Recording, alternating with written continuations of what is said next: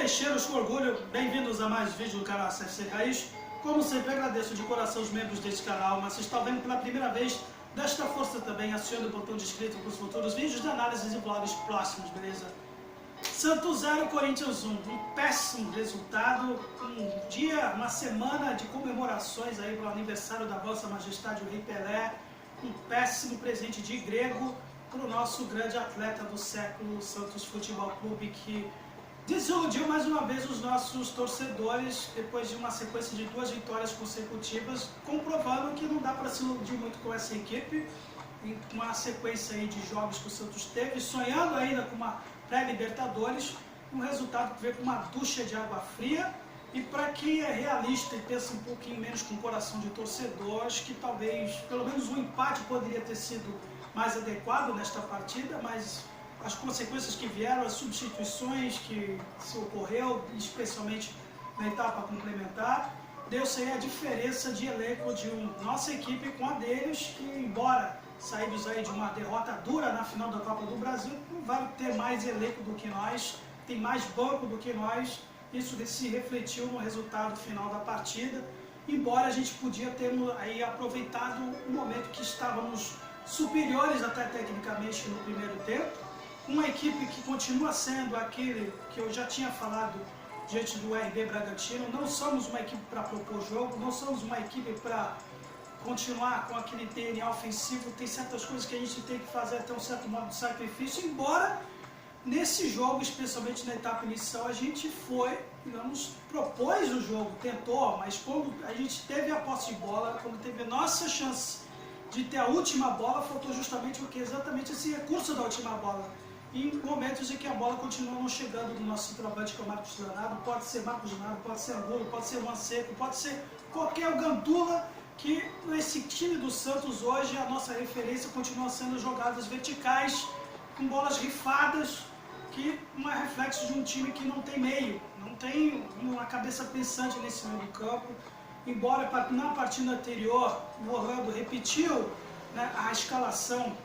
com o Ed Carlos e o Camacho, com meias que em teoria poderiam ser mais ofensivos, mas não foram nessa partida, não foram nesse jogo, como hoje nós podíamos ter esses dois como sendo referência para ser uma meia de ligação para a bola chegar no ataque, mas visto que nossa válvula de escape continua sendo o Ângelo,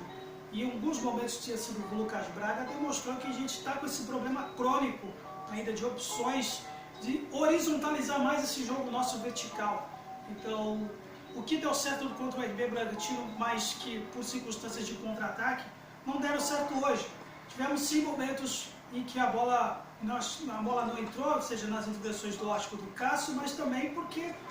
o Marcos Leonardo continua sendo aquele jogador que tem problemas de a bola chegar nele, né? E pode ser qualquer centroavante, qualquer atacante, a gente está com esse problema, né? Mesmo que a gente tenha sido superior na etapa inicial e que podíamos ter contribuído, podíamos ter a sequência a nosso favor depois da expulsão do Yuri Alberto, primeiro na entrada criminosa que ele deu no Rodrigo Fernandes, já deveria ter sido expulso, mas precisou de 2 jogadas estúpidas da parte dele para ele fazer aí, né, valer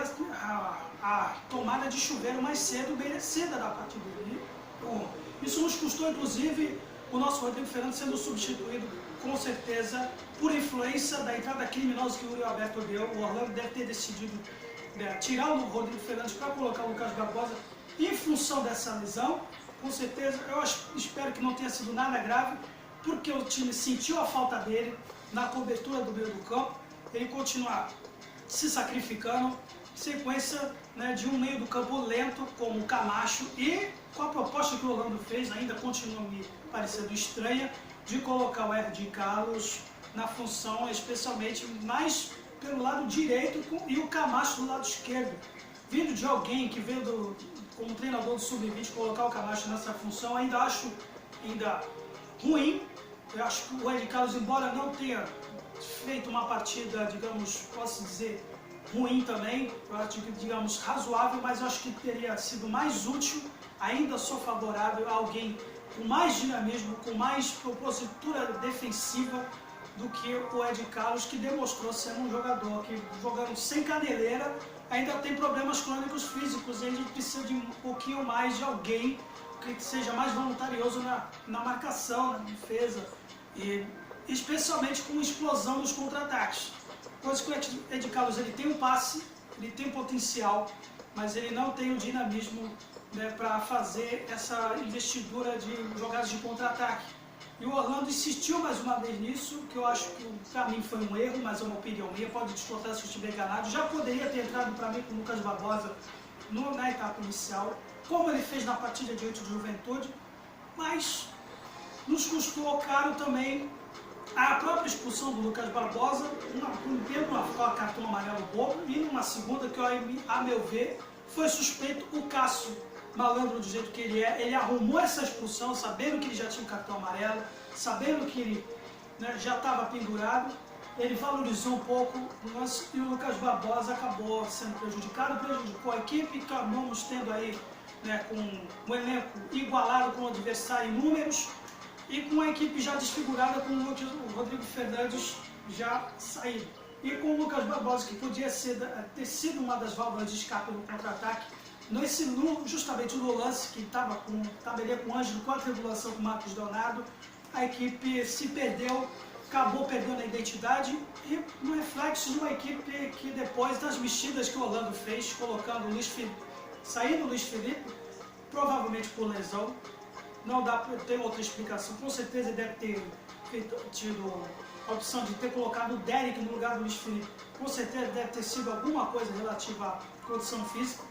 E especialmente o Madison, que também ele pediu para sair para colocar o inútil que o Edu Darcena colocou, né, nos trouxe o favor de trazer Ciauro Júnior, que mais uma vez demonstrou que não serve para,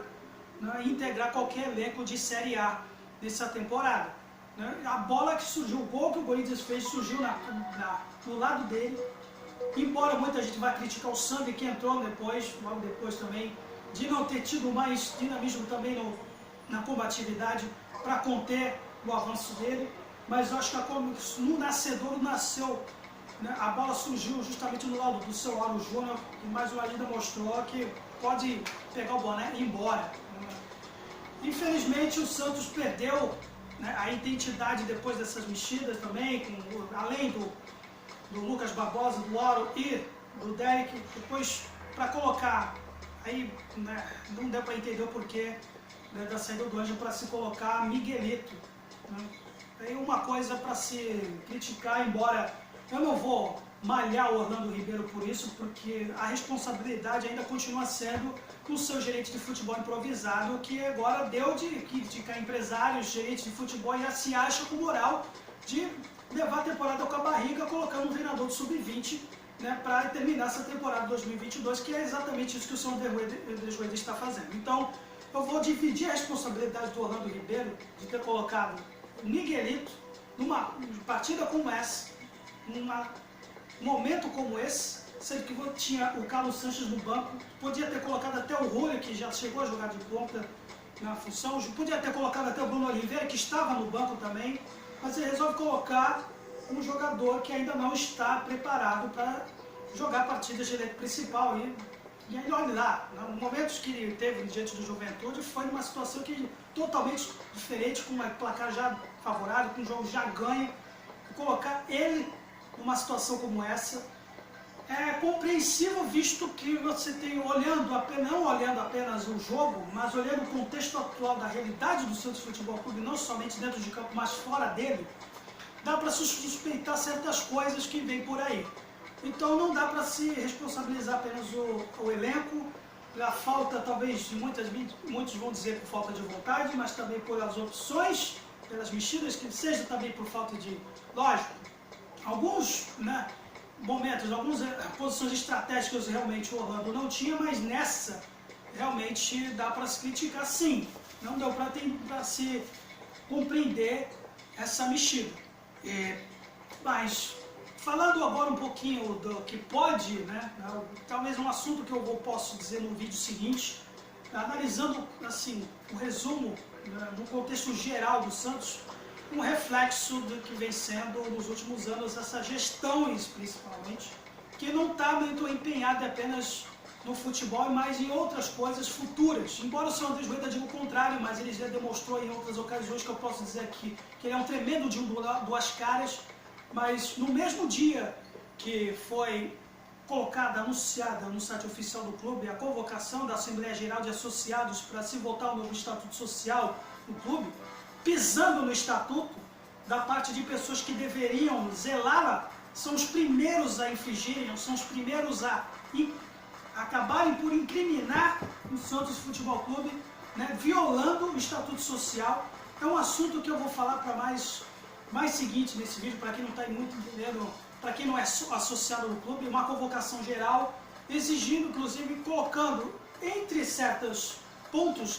na eleição, né, se é que se pode dizer, não é uma eleição, mas estão tratando como se fosse uma eleição, na aprovação desse Estatuto da Assembleia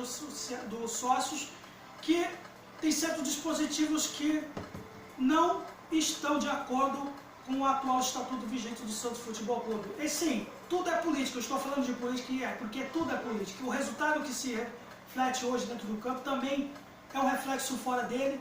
Então, e o seu Rueda tem total responsabilidade no que pode acontecer e que não pode ter a conivência do social do Santos Futebol Clube. Acabei até fugindo do foco do assunto, me desculpem galera, mas esse resultado realmente